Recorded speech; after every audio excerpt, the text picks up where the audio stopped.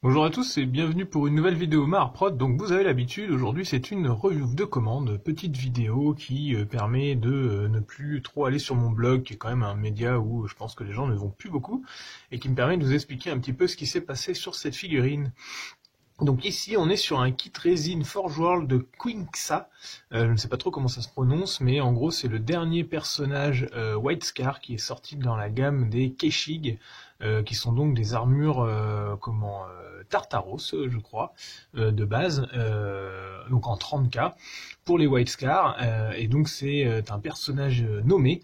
Et donc normalement il a deux épées, des épées que je n'ai pas utilisées sur le kit, et il était censé représenter le seigneur, la pièce maîtresse de l'armée de mon client. Et donc l'idée c'était vraiment de lui mettre une grosse arme, une nouvelle arme, et surtout une arme de tir, parce que la figurine n'en a pas, et alors même si c'est considéré comme tel dans le concept, que c'est des Terminator de corps à corps avec leurs deux lames, mon client et moi on trouvait ça un peu dommage, et surtout c'est beaucoup moins polyvalent si on veut le jouer autre chose, par exemple à 40 000 ou autre chose. C'est toujours bien d'avoir le WYSIWYG sur la figurine et donc d'avoir une arme de tir de représenter.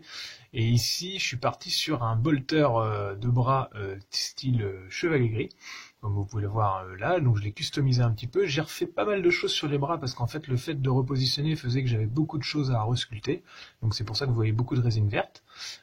Sinon la figurine a été légèrement agrandie, c'est pas du true scale parce que sinon ça aurait demandé à être un tout petit peu encore plus grand, parce que c'est censé être un Terminator et les figurines Forge World sont très fines, on est vraiment encore en dessous de l'échelle qui se fait aujourd'hui dans 40 000. À 40 000, on est clairement passé sur du 35 mm, et Forge World fait encore des figurines qui sont fines et qui sont plus proches du 28 mm, du vrai 28 mm. Et ici, comme c'est un Terminator, vous imaginez bien que normalement, il devrait faire au moins une grosse tête de plus qu'un Primaris normal. Et là, même avec le rajout au niveau du buste, ça n'est pas tout à fait le cas. J'aurais dû recouper partout, mais c'était pas prévu comme ça à la commande. J'ai également fait un socle scénique. Normalement, il a son socle scénique avec un Terminator dessus, mais ça correspondait pas au socle de mon client, donc j'ai refait le socle scénique en mode désertique, et puis quelques pierres comme ça. C'est pas un double socle comme Forge World qui, une fois qu'il est mis en double, est complètement fixe. Ici, il est amovible, donc voilà, il s'emboîte un petit peu comme ça, et hop, on peut le déclipser pour vraiment avoir la figurine jouable à 40 000, et puis ensuite le socle scénique si on veut le mettre plus en mode exposition. Qu'est-ce que j'ai fait d'autre? Donc j'ai modélisé moi-même une grosse masse. On est parti sur une masse énergétique en accord avec les recherches historiques qu'on a fait chacun de notre côté. On est parti sur les armes, les formes d'armes qui étaient le plus caractéristiques côté Chine antique, on va dire. Même si les Wavescards sont un mélange un petit peu de samouraï et de Chine, on est un peu sur tous les domaines asiatiques possibles. Au début, le Wavescar était vraiment considéré comme vivant dans les steppes un peu mongoles. Aujourd'hui, on retrouve moins ça à part dans leurs motos et dans certaines illustrations. Sur leurs armures, on retrouve des caractéristiques chinoises, mais dans leurs armes et dans leurs caractéristiques au niveau de, par exemple, les casques ou ce genre de choses, on retrouve des caractéristiques carrément japonaises et samouraï. Donc c'est un gros mélange de tout ça que Games Workshop est en train de faire. À l'arrière, il avait ce décor-là que j'ai dû donc scier et puis remettre sur tige pour que la position que je donnais à la masse puisse bien fitter avec tout ça, et surtout qu'on puisse continuer à voir ce décor qui est quand même plutôt joli et caractéristique des White Scars. Donc du coup, je trouvais ça intéressant de le mettre un petit peu en extension pour qu'il soit par-dessus. L'impression de la tête n'est pas de moi, c'est un bits que mon client m'a envoyé en même temps que la figurine.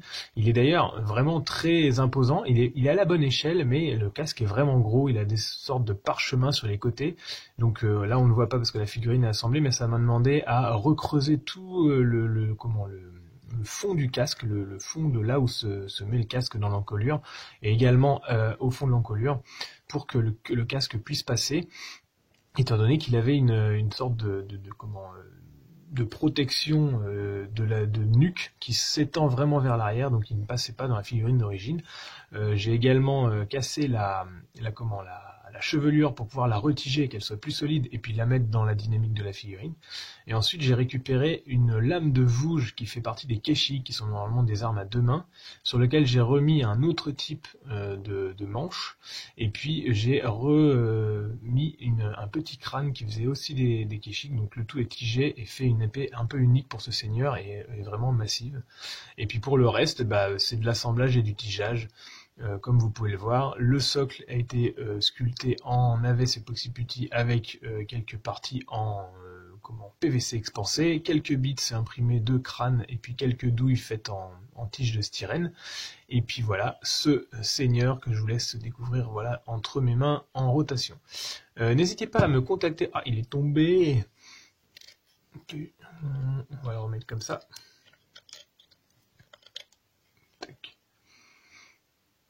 Donc pour ce seigneur que je vous laisse découvrir entre mes mains en rotation. N'hésitez pas à me contacter pour vos projets figurines si vous avez un seigneur particulier à faire et tout ça.